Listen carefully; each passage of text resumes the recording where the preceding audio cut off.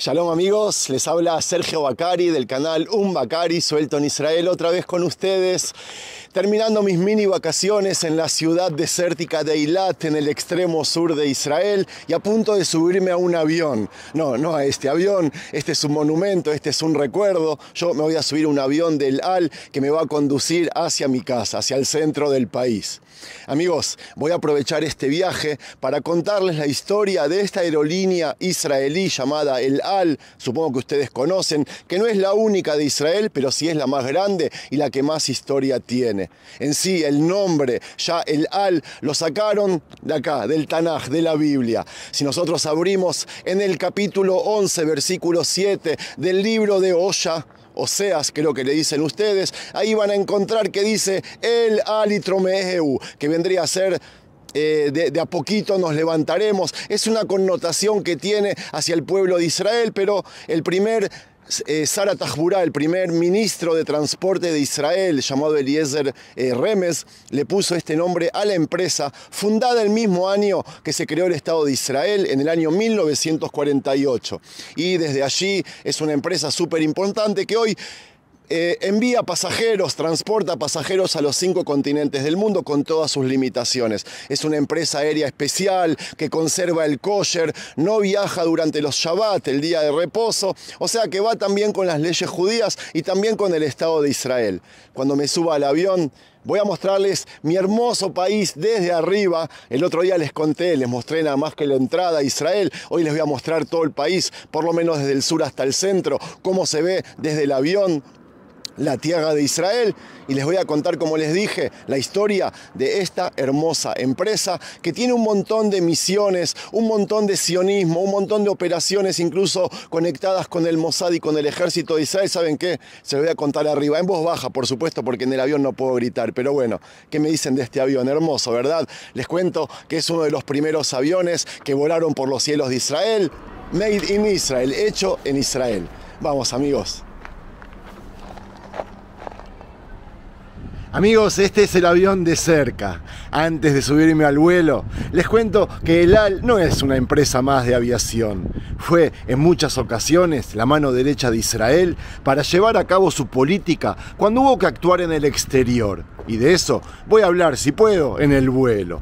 Cuando se necesitó, El Al llegó a lugares que no tenía convenio, como con Buenos Aires, por ejemplo, y además les contaré qué récord Guinness tiene en su umbral de logros y de trofeos. Como ven, este no se trata de un avión de El Al, porque fuera de esa empresa hay otras 2 empresas de aviación llamadas Arkia y Israel. Y por último, amigos, les cuento de que este aeropuerto es relativamente nuevo. Creo que tiene 5 años o algo así. Y además se llama Ramón, en nombre del primer astronauta israelí en llegar al espacio llamado Ilan Ramon.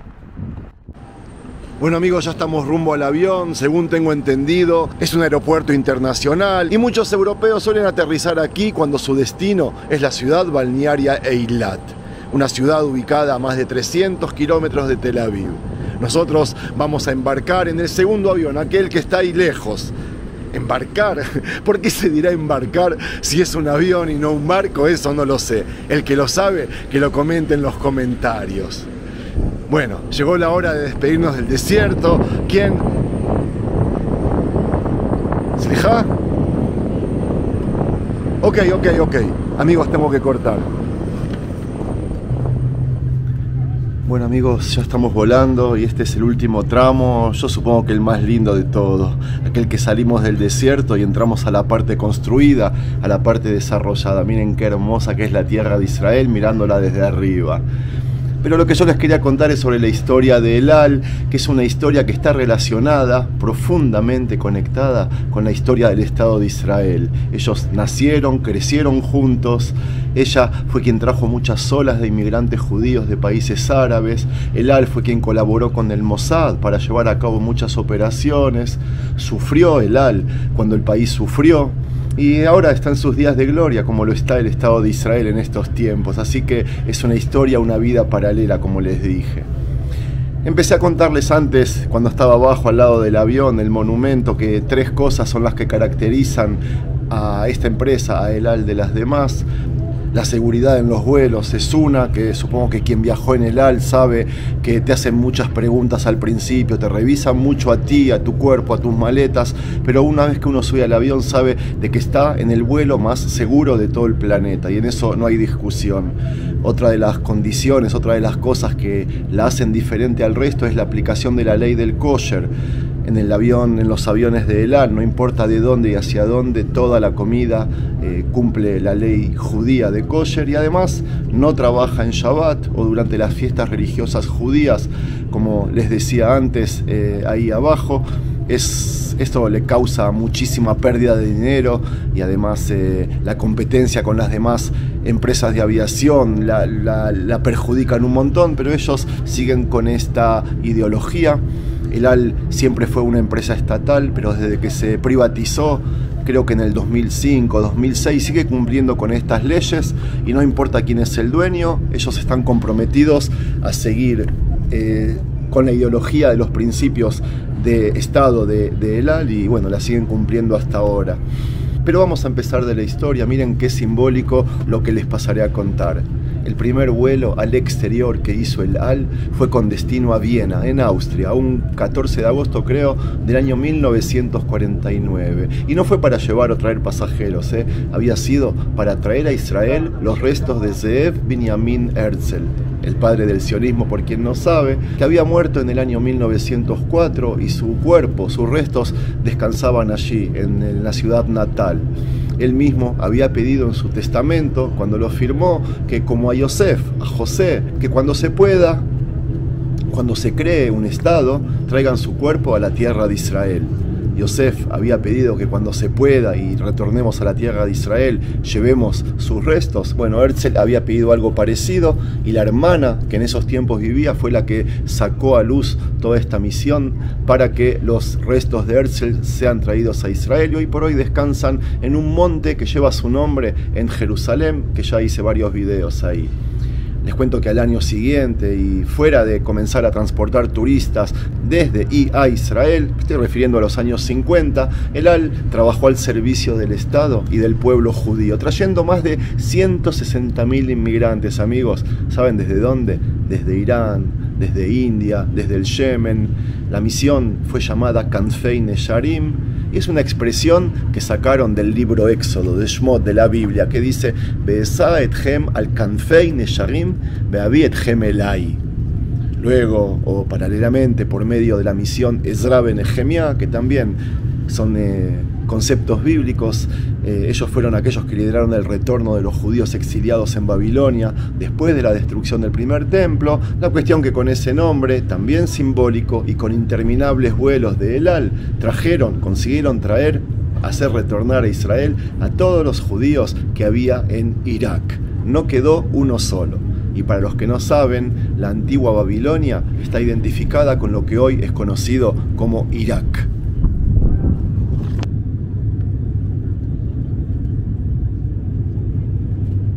Pasó un par de años y el AL se puso al servicio del Mossad, como les contaba, aquel departamento de espionaje o de inteligencia que trabaja bajo la oficina del primer ministro de Israel. El Mossad, no sé si ustedes saben, pero no trabaja ni para el ejército de Israel ni para el Ministerio de Seguridad.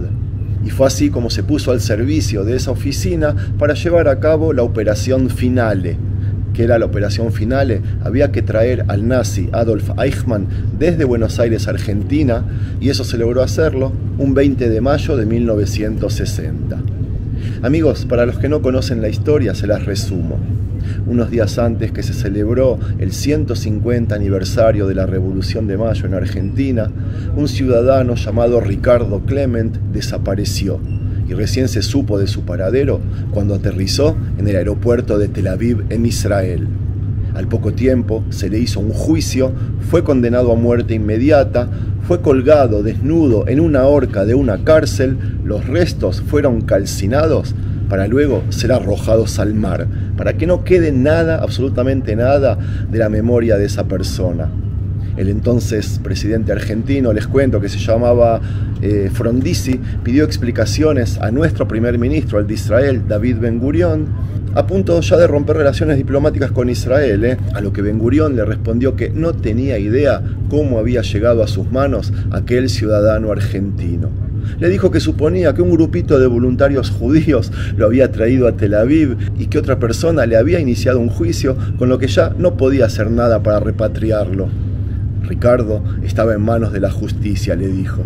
Amigos, la gente acá me está mirando porque empezó a reconocer algunas palabras que estoy diciendo, pero bueno, yo sigo mirando la ventana. El ciudadano no era Ricardo Clement, sino era Adolf Eichmann, un criminal de la SS buscado por los cazadores de nazis, esa fundación de Simon Wiesenthal que intentó vengarse de aquellos líderes nazis que habían causado el Holocausto unos años antes.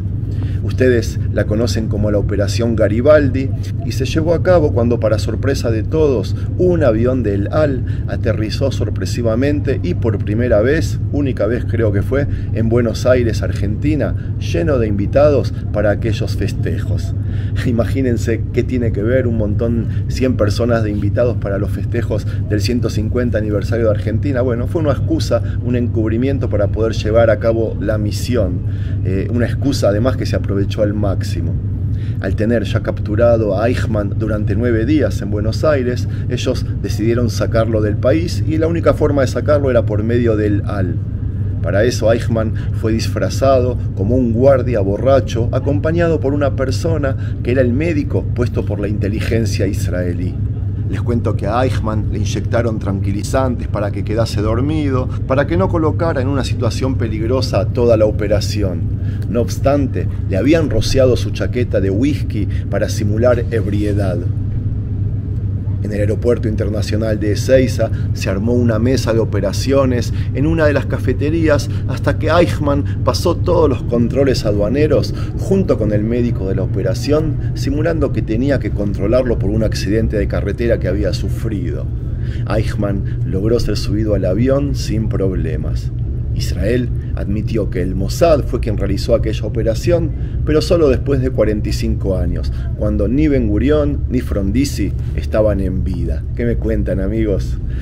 La cuestión que jamás dejó el AL de traer judíos al mundo. A mí también me trajo, por ejemplo, aunque en un vuelo común y corriente, y no como los que tuvo que hacer casi bajo fuego, rumbo a Addis Abeba, por ejemplo, en Etiopía, aquella operación rescate que todos conocen, de miles de judíos que sus vidas estaban en peligro, y ahí el AL se puso en peligro para rescatarlos, salvarles las vidas y hacerlos retornar a la tierra de Israel. Y si hablo de esa misión, en 2 misiones se trajo a los etíopes, una que se llamaba Moshe y la otra que se llamaba, no me acuerdo el nombre, Moshe y, bueno, no me acuerdo ahora. En la segunda misión, la de los años 90, apareció en el libro de Guinness porque el AL dejó su sello al transportar la mayor cantidad de personas en un solo vuelo. Presten atención, la mayor cantidad de personas en un solo vuelo. Se trató de uno de los vuelos de aquel día, el último creo que fue, en un día que se hizo un tren aéreo entre Tel Aviv y Addis Abeba en Etiopía para traer a todos los etíopes. Y presten atención, el vuelo despegó desde África con 1086 pasajeros. Obviamente sentados en el piso, dentro de un avión de cabotaje desarmado, que le sacaron todos los asientos, lo desnudaron. Y si les parece increíble esta historia, amigos, la voy a rematar contándoles que descendieron en Tel Aviv de ese vuelo en Israel 5 horas luego, 1088 pasajeros. ¿Saben por qué? Porque 2 mujeres tuvieron familia en el aire. A esos 2 bebés, a propósito, se les regaló pasajes de por vida a cualquier lugar del mundo que el AL llegase, hasta el día de hoy.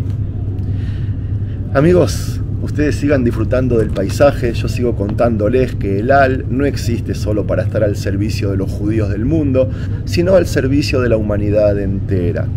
Esta empresa tomó parte para rescatar y traer a Israel heridos de gravedad, por ejemplo, desde Armenia, luego de un terremoto que creo que fue en el año 1989 o algo así, Y en ese mismo año El Al comenzó a volar a Rusia para traer 1 millón de judíos. Luego de que haya caído la Unión Soviética, se abrió el muro de acero que les impedía salir de aquel régimen comunista y se los trajo aquí a la tierra prometida, no solo de Rusia, sino de todo lo que se desarmó de la Unión Soviética, muchísimos países.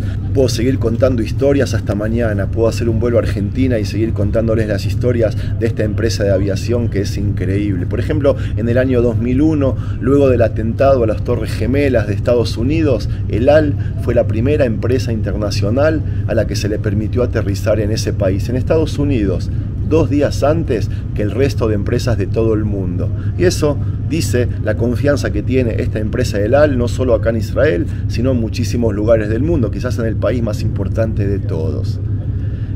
Otras operaciones importantes que se me vienen a la cabeza, por ejemplo en la guerra de Yom Kippur, el día de la expiación en 1973, un mes como estos, días como estos, El Al hizo un tren aéreo para traer desde diferentes partes del mundo armamento para salvar una guerra, amigos, que se estaba perdiendo. Todo eso desarmando los aviones otra vez, vaciándolos de asientos y transformándolos en aviones de carga. Cuando fue la guerra del Golfo, ahora que me acuerdo, que ninguna empresa se animaba a aterrizar en Israel, El Al se la jugó. Primero para mostrar más que nada a nosotros los israelíes que la rutina tenía que seguir, pero también para mostrarle al mundo de que se podía seguir viniendo a Israel, viajar y seguir como siempre. Pero bueno, no ayudó mucho, pero para nosotros eso fue muy significativo, porque eran épocas que Saddam Hussein nos lanzaba misiles desde Irak y nosotros queríamos saber de que podíamos seguir trabajando, estudiando y haciendo lo que teníamos que hacer. Y eso para nosotros era un ejemplo. Y si vuelvo al tema de ayuda humanitaria, les cuento de que en el año 2010, 2 vuelos especiales despegaron una madrugada rumbo a Haití, al continente, ahí del otro lado del océano, para llevar socorro a aquellos ciudadanos de esa isla que estaban necesitados. Ellos habían enviado 2 aviones. El primero había sido con mucha comida y cosas que se necesitaban, y el segundo avión, amigos, llegó lleno de gente dispuesta a ayudar y curar heridos. Y no fue los únicos casos. Terremotos hubo en Turquía, terremotos hubo en Nueva Zelanda. El Al llegó a cada lugar para levantar hospitales, ¿cómo se dice? Hospitales voluntarios o transitorios, o para recurrir a ayuda humanitaria donde y cuando se necesite. Incluso se ofreció llegar a países enemigos como Irán o Indonesia. No les dejaron, pero por lo menos nosotros intentamos. Japón, por supuesto, también estuvimos. Muchísimas fueron las veces que El Al se puso al servicio de la humanidad. Incluso ahora, en tiempos de corona, y los amigos peruanos deben recordar muy bien aquel día que tuvieron de visita el Boeing de El Al, que había llegado para rescatar a israelíes que estaban estancados en aquel país, que creo que había un estado de sitio o algo con el ejército, no me acuerdo. Aquel vuelo, amigos, les cuento que había sido el más largo de toda la historia de El Al, 16 horas consecutivas en el aire. Pero ese récord duró pocos días. Es que a la próxima semana 2 aviones tuvieron que salir a hacer algo parecido, pero a Australia, que era mucho más lejos. Y el regreso, que fue directo a Tel Aviv, duró 18 horas seguidas en el aire. Así que el récord de Perú se rompió. Bueno, amigos, por lo visto estamos a punto de aterrizar. Ya distingo los alrededores del aeropuerto en Lod, cerca de Tel Aviv. Espero que les haya gustado el viaje y el relato. Yo los dejo un rato solitos para que miren y disfruten de nuestra amada tierra ya en los alrededores de Tel Aviv.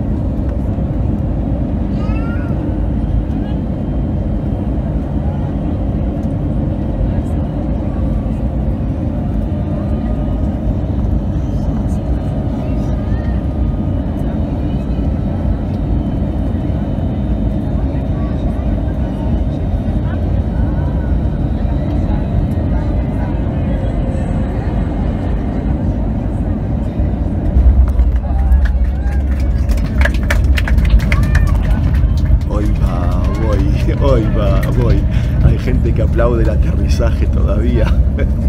Les recuerdo que es un vuelo interno, el avión voló muy bajito, apenas 45 minutos, ya llegamos, pero bueno, así somos los israelíes, no desaprovechamos ninguna oportunidad para festejar.